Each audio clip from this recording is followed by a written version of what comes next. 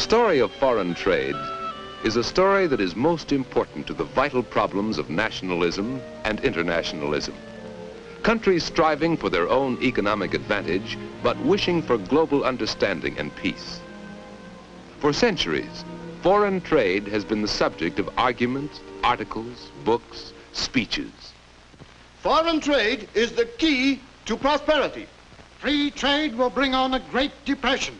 A high tariff policy will lead to war. We must protect our standard of living from the competition of cheap foreign labor. Sometimes in this great rich country of ours, it must seem we can build anything, that we can grow anything, that we have everything. We feel powerful, prosperous. We feel we can trade with the whole world or not as we wish. But is trade, two-way trade, important to our nation and to the entire world? Well, let's look at the world. Here are the people of the earth. They represent the work of the world and the markets of the world. Not very evenly distributed, are they? And here are the industrial areas where people produce goods, generally different goods in different countries. Not evenly spread around the world here either. And the resources used by these people in these industries, they are unevenly distributed. So as the world of nations becomes more interdependent, across the trade lanes move certain goods from the countries producing more than they can use to other countries whose people want and need these things. And don't forget the so-called invisibles, the investments and services, such as insurance, shipping, and travel, which also can be considered as exports and imports. All right, is foreign trade as simple as that? Well, let's see. Let's take one example. When one factory exports tractors to Brazil. In the office of the export manager, perhaps we can see what makes foreign trade different from domestic trade, the rather free, unhampered trade within our borders. In the morning mail is an order from a company in Brazil, South America, for tractors. Can we just ship the tractors right out as we might for a domestic order? No. There are government barriers to international trade. Here's one, the import license, an import control of the Brazilian government. Let's see about these controls. Brazil and many other nations control the foreign spending of their people. If the people continually sent out more funds than came in, their country might lose its monetary reserves. So the government encourages home consumption and discourages use of certain foreign goods. The government may, in effect, put up a wall of controls to limit foreign spending. Through import licensing, the government restricts the importing of certain items. For example, the Brazilian government issues a license for the import of tractors only when it considers tractors essential to its economy. Another form of control, an indirect control, is the tariff, a special tax. Often, the government charges a tariff or duty on imported goods. This makes foreign goods more expensive, discouraging some imports, and may also provide revenue for the government. A third government control is exchange control. The Brazilian government approved the use of dollars to pay for tractors, and dollars earned by Brazilians must be sold to the government. So import licensing, tariffs, and exchange control are three of the many ways a government limits its imports. Here is the arrangement for financing the sale of the tractors.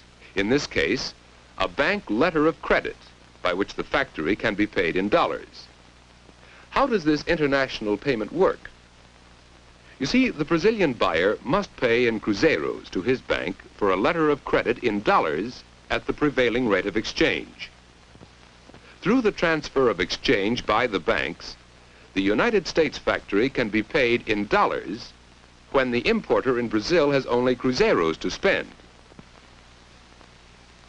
Now, what do we need to export these tractors?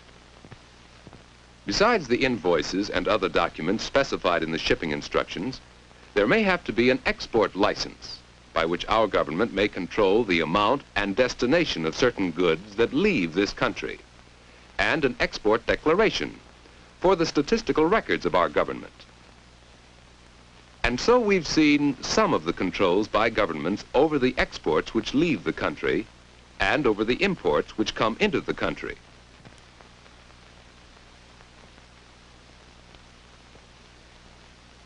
After the transportation, financing, and documents are coordinated, the tractors move onto a train for the first stage of their journey to the buyer in Brazil. But selling United States goods in another country is only half of the story. In general, the rest of the world can buy from us only to the extent that we buy something from them, from all of them put together. Let's follow the tractors to Brazil and see about that. Brazil is a large, rich country, about the size of the United States. What does Brazil have to sell? Well, they have many things, but coffee is the most important. Remember the tractor deal? Cruzeiros to the Brazilian bank, letter of credit to the U.S., payable in dollars in the U.S. for the tractors. Well, the export of coffee from Brazil to the U.S. works just the other way around. Dollars to a U.S. bank, letter of credit to Brazil, which is turned into cruzeiros to pay for the coffee. This is an example of bilateral trade, almost in effect trading tractors for coffee. But it takes both sides of the story to make the whole thing work. In multilateral trade, more than two countries are involved. In a simple example, U.S. tractors might go to Brazil, the Brazilian coffee to England, and English textiles to the U.S.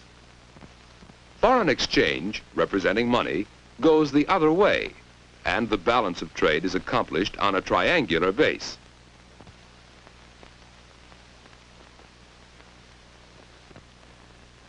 Sometimes the balance is disrupted when governments impose trade restrictions, as when certain industries request protection, perhaps by a tariff wall, protection from foreign competition.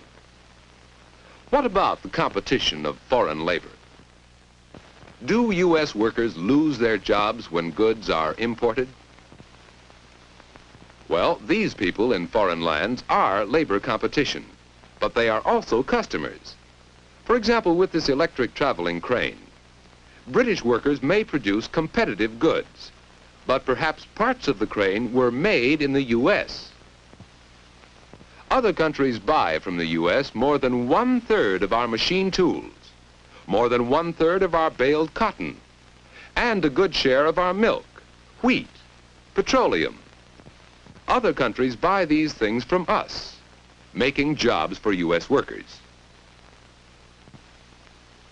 In today's world, there are many restrictions on foreign trade and many reasons for them. But the unequal distribution of people, industry, and resources tends to make world trade necessary. Raw materials, goods, and services move from nation to nation, meeting demands and raising the standard of living of everyone.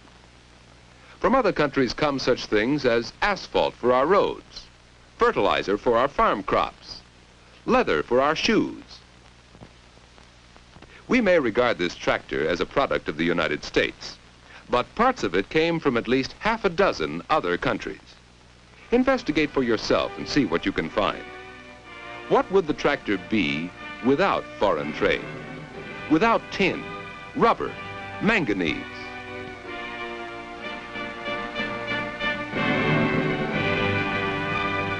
Look around you. You'll find many things that go to other countries, that come from other countries. Yes, look around you, and you'll find the importance of foreign trade.